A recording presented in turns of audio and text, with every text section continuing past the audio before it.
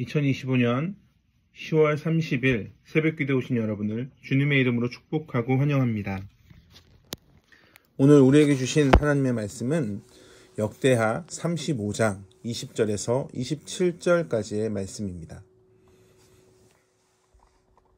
역대하 35장 20절에서 27절까지의 말씀인데요. 대표적으로 22절 말씀만 보도록 하겠습니다. 22절입니다. 요시야가 몸을 돌이켜 떠나기를 싫어하고 오히려 변장하고 그와 싸우고자 하여 하나님의 입에서 나온 느고의 말을 듣지 아니하고 무기또 골짜기에 이르러 싸울 때에. 아멘. 20절을 보면 갑자기 분위기가 바뀌는 것을 경험합니다. 상황이 좋아 보이지 않습니다. 6월절을 지키고 성전을 정돈할 때까지만 해도 괜찮아 보였는데 요시야는 신중하게 하나님의 말씀을 듣는 자였고 그가 개혁을 하였고 그가 하나님의 은혜 가운데 있었습니다. 그런데 22절의 말씀을 보면 그가 하나님의 말씀을 듣지 않고 있습니다. 역사적인 배경을 같이 살펴보면서 이 말씀을 이해했으면 좋겠습니다. 기원전 609년경 아수르는 이미 바벨론에 의해서 거의 멸망한 상황이었습니다. 그런데 이 아수르는 이 남쪽에 있는 애굽 왕 느고에게 도움을 청합니다. 북쪽에 아수르 그리고 남쪽에는 애굽이 있습니다. 중간에 누가 끼어 있냐면 이 유다가 끼어 있는 겁니다. 그러니까 느고 왕은 즉 애굽은 이 바벨론 애굽 왕 느고는 바벨론이 너무 강해지는 것을 이제 두려워하고 있었습니다. 그래서 그 아수르가 이 애굽 왕에게 요청을 합니다. 이 바벨론과 함께 바벨론을 대적하는데 함께 싸우면 좋겠다라고 요청을 하고 있습니다. 그래서 이 애굽 왕이 갈그미스를 향해 올라가는데 그 올라가는 중간에 무깃도라고 하는 골짜기가 있습니다. 갈그미스라는 곳은 아수르가 점령했던 그 아수르의 지역입니다. 유다의 땅이 아닙니다. 그런데 지금 이들이 무깃도라고 하는 곳을 지나가기에 무깃도는 유다의 땅이 맞습니다. 그러니까 요시야 왕은 그 갈그미스로 향해 가는 애굽 왕 느고를 막으려고 나서고 있습니다. 그 지역이 지금 무깃도 골짜기입니다. 그러니까 좀 쉽게 이야기하면 그들이 지금 갈그미스라는 곳을 가려고 하는데 중간 지역이 무깃도인데 그냥 지나가게 내버려둬도 아무 상관없는 그런 상황 가운데에서 요시야 왕은 지금 무깃도 그 중간 지역에서 막고 있는 겁니다. 그런데 21절에 느고는 나 지금 유다를 치러 온 것이 아니다. 북쪽 바벨론과 싸우려고 한다라는 그 서신의 내용을 명확하게 요시야에게 보냅니다. 갈그미스를 치는 것은 요시야 왕을 치러 온 것이 아니라 나와 싸움이 벌어진 족속을 치려고 한 것이다 라는 말씀이 분명히 21절에 나옵니다. 그러면서 하나님이 나와 함께 계시니 그대는 하나님을 거스르지 말라고 전하고 있습니다. 그러나 요시야는 오히려 변장하고 그와 싸우고자 합니다. 하나님의 입에서 나온 느고의 말을 듣지 않습니다. 변장을 했기 때문에 당연히 알아볼 수도 없는 겁니다. 결국 활 쏘는 자가 막고 있는 그 요시야 왕을 쏩니다. 그저 전쟁을 하는 한 사람으로 여겼을 겁니다. 왕으로 알아보지 못합니다. 왜냐하면 변장했기 때문에 그렇습니다. 그런데 그로 인해 중상을 입게 됩니다. 그리고 결국엔 열왕기 하에 보면 그는 자신의 무덤이 아니라 그의 조상들의 묘실에 장사되고 나라가 슬퍼하게 됩니다. 물론 이 질문이 생깁니다. 왜 요시야 왕이 굳이 전투를 해야 했을까? 요시야 왕이 지키고자 한 것이 무엇이었을까? 사실 요시야 왕이 막지만 않았다면 아무런 문제가 발생하지 않았을 겁니다. 물론 애굽은 유다 남쪽에 있고 그러니 북쪽인 갈그미스 지역에 가려면 무기토를 지나가야만 했고, 이스라엘은 지형적으로 보면 우리나라와 참 비슷해서 그런 전쟁에 휩싸이기 참 쉬운 지형을 가지고 있었습니다. 그리고 또한 성경이 침묵하고 있기 때문에 이 명확한 이유를 알 수는 없습니다. 요시야가 왜 느고를 공격했는지, 왜 애굽을 막았는지, 아마도 당시에 가장 강했던 바벨론이 최후의 승자가 될 것을 예견하고 바벨론 편에 서려고 하는 그런 정치적인 계산을 한 건지, 아니면 애굽이 유다를 간섭하는 것으로 오해하고 했는지, 아니면 그가 감히 하나님의 이름을 언급한다라는 것을 화가 나서 그랬는지, 아니면 이 하나님이라고 하는 그 느고 왕의 언급이 그들의 하나님, 즉 우상을 의미하는 것처럼 생각했는지 성경은 침묵하고 있기 때문에 명확하게 알 수는 없습니다. 그런데 저는 오히려 성경에서 명확하게 말씀하는 그 근거를 함께 나누고 싶습니다.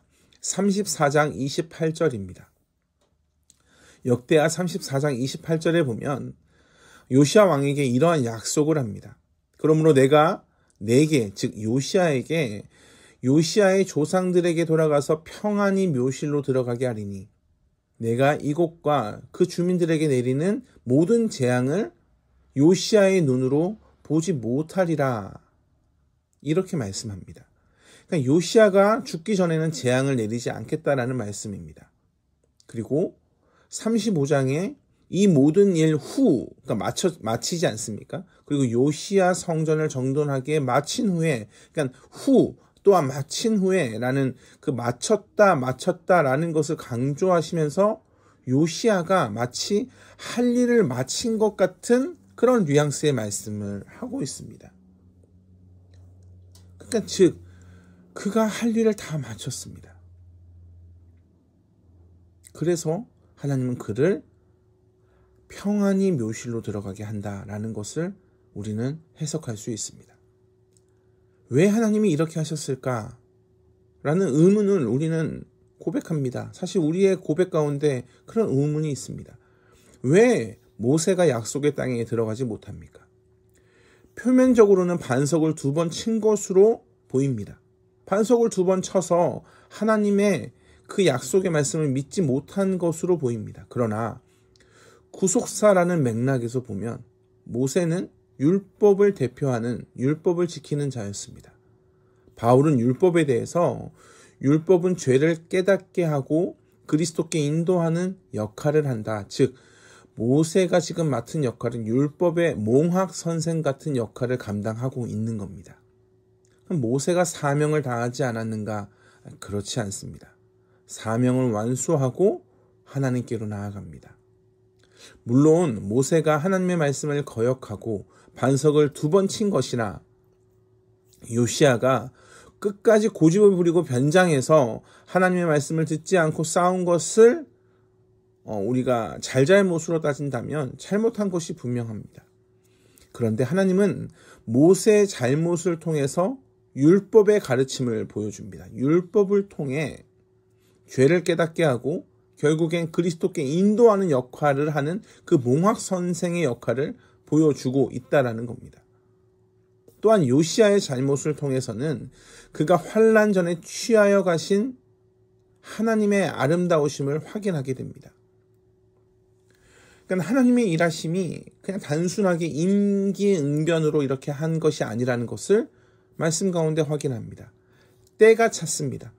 이 사람의 사역이 여기까지인 겁니다. 그리고 하나님은 그 가운데 하나님의 일하심을 이루어 가십니다. 이제 곧 남유다가 멸망할 상황 가운데 놓여 있습니다. 재앙과 곤란을 당할 겁니다. 그러면 하나님께서 요시야 왕에게 약속하셨던 34장 28절의 약속을 이룰 수는 없지 않습니까? 그러니까 이게 참 어렵습니다. 우리도 그렇지 않습니까? 비통한 일이 왜 발생했을까? 왜 이렇게 빨리 이 좋은 사람을 데려가셨을까?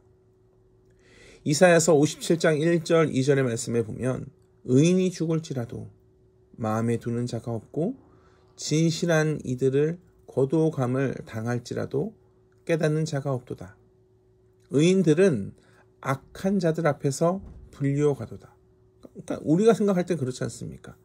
의인들이 악한 자들 앞에서 불리워갑니다. 그런데 2절에 뭐라고 말씀하시냐면 그들은 평안에 들어갔나니 바른 길로 가는 자들은 그들의 침상에서 편히 쉬리라. 결국 그들이 어디에 갔는가? 평안에 들어갑니다. 결국 우리가 가야 될 곳이 천국이라는 것, 그리고 천국에서 아주 평안한 휴식을, 그리고 아주 기쁜 찬송을 드린다는 것을 말씀하고 계시는 겁니다. 하나님은 요시야를 지금 평안히 묘실로 들어가게 하셨습니다. 사랑하는 성도 여러분, 우리의 삶 가운데 우리가 남겨야 될 것이 무엇이 있겠습니까? 우리의 삶에 하나님의 영광만이 남기를 간절히 소망합니다.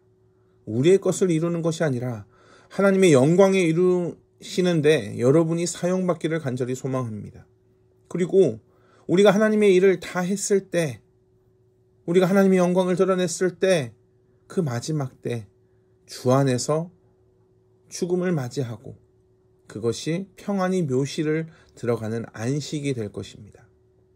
사랑하는 성도 여러분, 여러분의 수고는 여러분을 위한 것이 아닙니다. 하나님의 영광입니다. 그 영광을 경험하시길 주님의 이름으로 축복합니다.